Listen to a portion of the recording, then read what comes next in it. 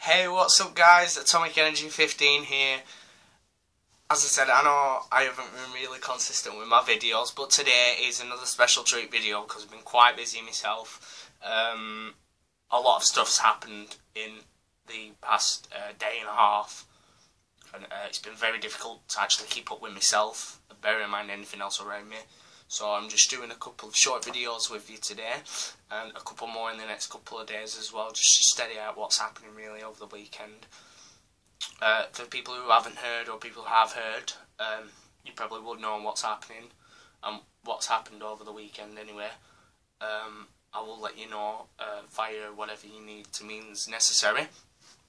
But today, just before we go on to the doing what we're doing, new 2000 AD. So as you can see, I'm not going to show you, I only show you a quick brief. If you want it, go and get it from the shop.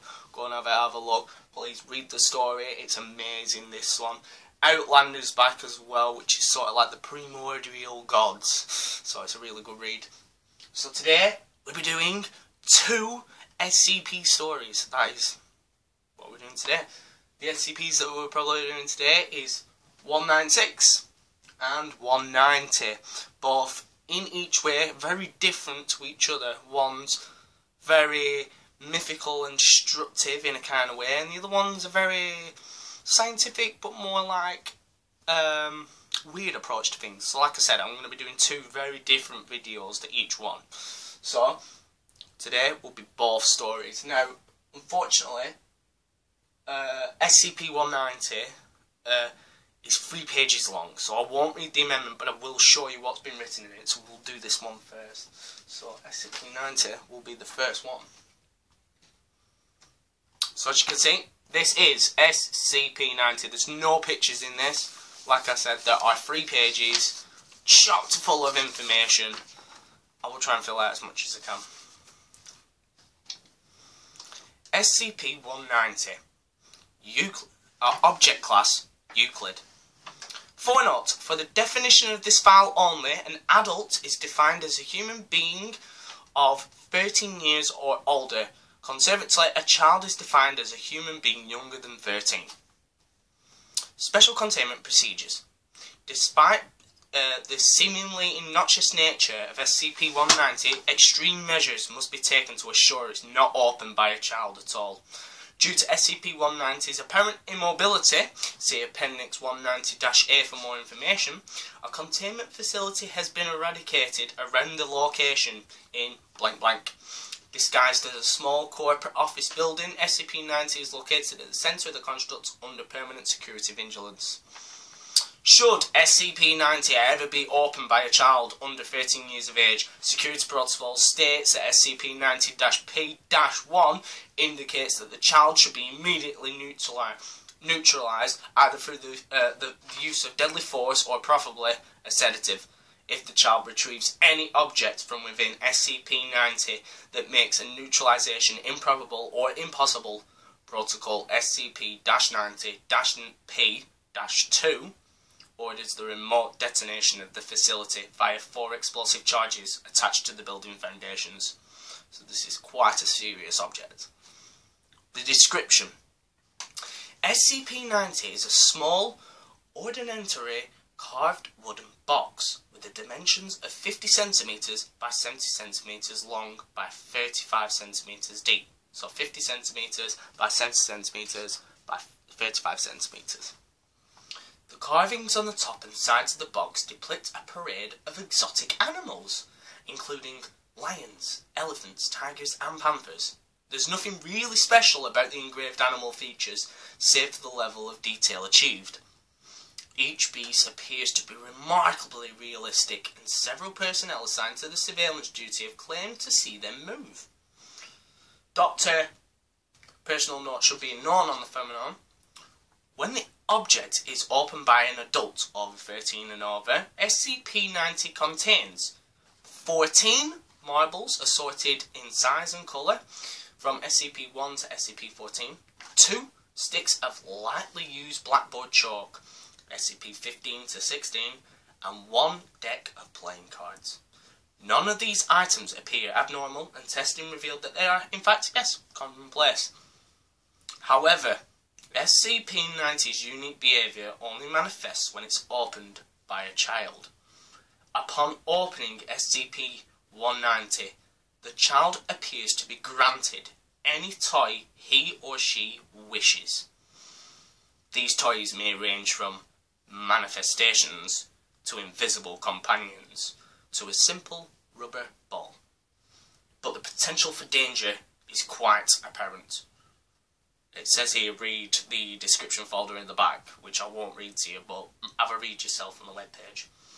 SCP-190 is extremely dangerous, not because of its lethality, but rather its potential for chaos.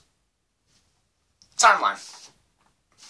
So as you can see, this is a timeline from when they were doing unique experiments on all the way up to this one here, which is the test records by personnel. So all this is the experiments that they've done so far. I won't go through all of them because it's not really.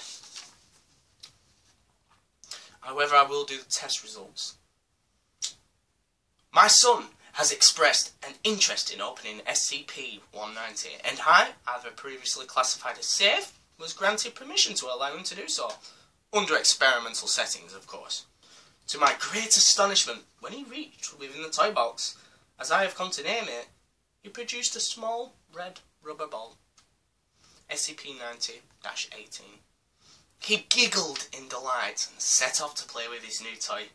Further analysis detected massive quantities of anonymous ion radiation suggesting supernatural properties. Further investigation comes.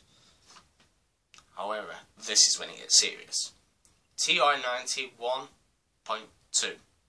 My daughter, upon seeing this fantastic new toy, demanded that she was to look inside of it. Reluctantly, I agreed.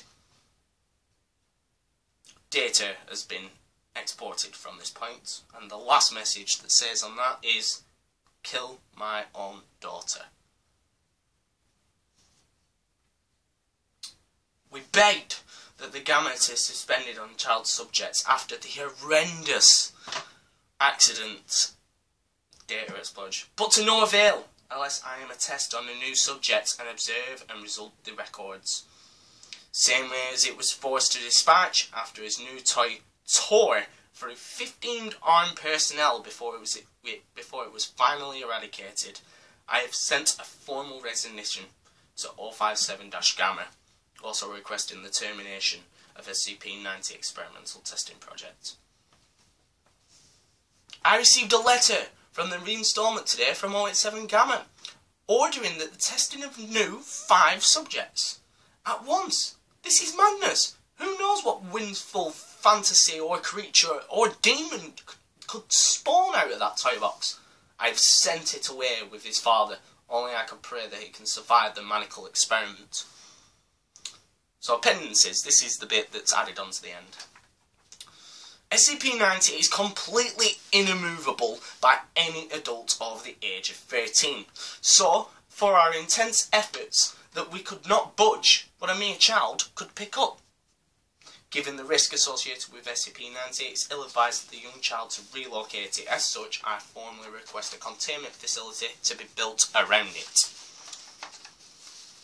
Today, I observed a strange phenomenon.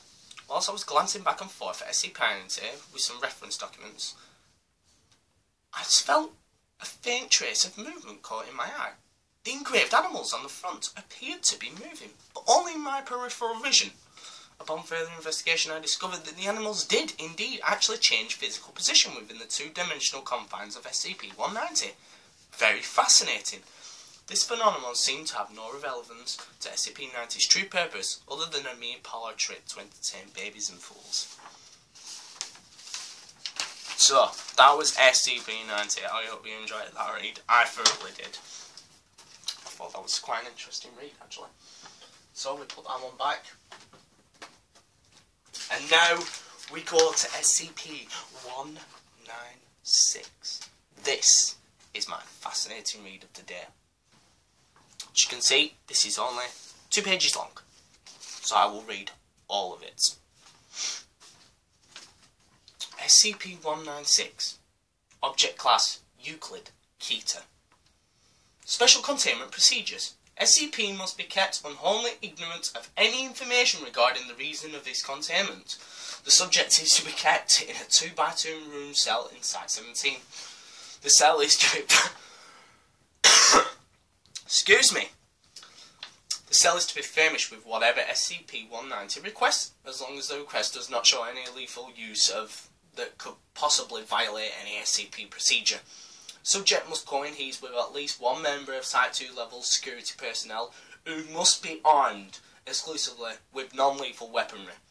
Subject is to be allowed to freely wander the installation, but he must be accompanied by one site member of 17 security personnel. Note that all staff below level 3 have been told that he is a safe class object, and the SCP-190 has agreed to wear a satellite tracking bracelet. The subject told that the removal of this anklet will result in his death. But this is not actually the case. SCP-190 displays no extraordinary physical ability, thus probability escape is completely impossible. The description. SCP-196 appears to be a middle-aged man, under 2 meters tall and African-American descent. He claims to be 47 years old. Subject has black hair, brown eyes, and has no abnormal physical characteristics. Subject displays all basic needs of a normal human being. He was tested with an IQ of 109 within normal parameters. Subject's psychological examination indicated that he suffers from institutionalized and Stockholm syndrome in relation to the Foundation's security staff. He demonstrates no Euclid type of abnormal abilities. Note, I've run a full battery of tests and the exam says that this guy is normal. Amendment, those with level 4 security clearance must see document SCP-196-1 for information regarding its origin and subsequent Keter classification. So as you can see, big letters at the bottom here. It says level 4 security clearance, which I've managed to get my hands on, but not much of it. Amendment 196-1. SCP-196 appeared at something in 2000 and something, inside Site-17. SCP-190 claims that he was recruited in something in 2000 and something. Though standard D-class recruitment procedures for testing SCP, subject claims that his younger self is currently living in another location, and the generic identifications check that confirm that SCP has encountered the Foundation security personnel and the staff. An incident at Site-17 in 1960-something. During that incident, the SCP was far older and was killed by SCP security personnel attempting to break in at the facility. SCP-196 was, at the time, not known to the Foundation as anything more than a lone human assailant. However, he was found to be carrying all SCP items with several mundane weapons. Excuse me. While Euclid classes this event in nature would result in an individual being terminated to prevent any progression of a catastrophic paradox, it seems that SCP-196's future self is already dead. So this means that if he were permitted to die, a catastrophic paradox would occur, damaging or destroying this continuity. He must be kept alive until he decides and successfully manages to escape of his own accord and somehow travels back to experience his own death while carrying SCP something. Excuse me. Note that because of the potential of a paradox, SCP must be kept far away from his younger double in whatever. Occasionally, to convert observation team must be permanently attached to him to protect his life.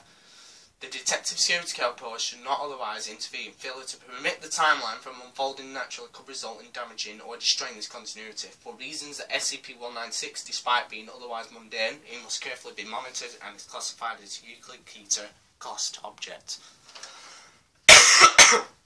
Wow, I've got really bad coughs this morning actually.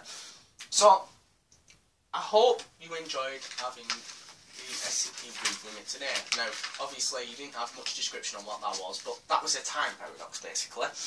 The bloke's future self had already died in the past while doing a test with an SCP, and his older self was sent back trying to break into his self, died, then his younger self was born, and then his older self transported back into the future. You can see where we're going with this. It's very weird. Anyway, thank you very much for joining me today. Hope you enjoyed the video today. I've got a bit of a sore voice like myself, but I will be continuing videos. Also, I'll be probably doing a little video on this cheeky little snapperjacker over here. It's absolutely brilliant read. But, as I always say, if you like my videos, please leave a like. If you want to leave a comment on the next SCP you want to do, please put a comment in the description below. And also, if you're liking my videos in whole, click the subscribe button. More than love for you to do that.